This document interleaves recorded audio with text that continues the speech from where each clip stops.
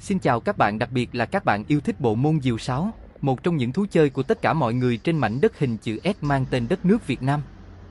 Và hôm nay một ngày cuối tuần và cũng là ngày nghỉ, vậy tại sao chúng ta không một ý tưởng về làm một chiếc diều để vừa thả vừa thư giãn hòa mình vào thiên nhiên. Đến với video này các bạn cùng với mình là một con diều đại trà mini nhé. Nghĩ đến thôi đã thấy rất tuyệt vời. Nào không để các bạn chờ lâu, chúng ta hãy bắt tay vào làm con diều đại trà để thả nào. Việc đầu tiên chúng ta cần vót những thanh tre mà chúng ta đã trẻ thành từng đoạn nhỏ và có chiều dài bằng nhau. Và dùng dao để vót chỉnh sửa những thanh tre đó thành hình tròn để tạo dáng cho diều và giúp con diều có tính thẩm mỹ được đẹp hơn. Đầu để nối các bạn lưu ý vót tròn để to làm vai diều, còn lại vót thon thon cho độ cứng vừa phải để con diều đỡ bị trao đảo và giúp diều dễ lên hơn. Sau đó chúng ta đút thanh tre vào ống nhựa hay còn gọi là pát diều. Sau đó lấy bút đánh dấu, sau đó tiến hành cuốn dây dù vào những thanh tre đã vót, để cho khi diều bay lên không bị xê dịch hoặc bị lệch. Tiếp theo, theo dấu mực ta cuốn dây dù vòng quanh và nhỏ keo vào cho chắc. Tương tự các thanh còn lại chúng ta cũng làm giống như thanh đầu tiên nhé các bạn. Sau khi làm xong 4 nang diều, tiếp đến làm đuôi diều. Phần này mình cắt bớt vì lâu lên cắt đi. Vì quên mất không bấm máy quay, cũng mong các bạn thông cảm cho sự cố đó. Tiếp đến buộc pát diều vào thanh cái diều. Đến đây nhỏ keo vào để định vị pát diều theo hướng mà chúng ta mong muốn và lấy dây dù buộc lại để thêm độ chắc cho diều. Đến đây là hoàn thành 40% con diều rồi, sắp được đi thả rồi các bạn. Nhìn thanh cái nó bị cái mấu xấu quá đi mất. Chỗ mình tre nó đốt ngắn lắm lên là làm diều mini nó hay bị mất thẩm mỹ xíu hì hị. Đối với pát bên dưới ta cũng làm giống như bên trên. Tiếp theo chúng ta lắp ghép từng nang diều vào với nhau để tạo thành khung diều hoàn chỉnh và buộc hai đầu cánh lại với nhau và nhỏ keo để cho chắc chắn. Tiếp đến ta buộc đuôi diều để cho diều có một bộ khung hoàn chỉnh như trong video mình đang làm, các bạn theo dõi nhé.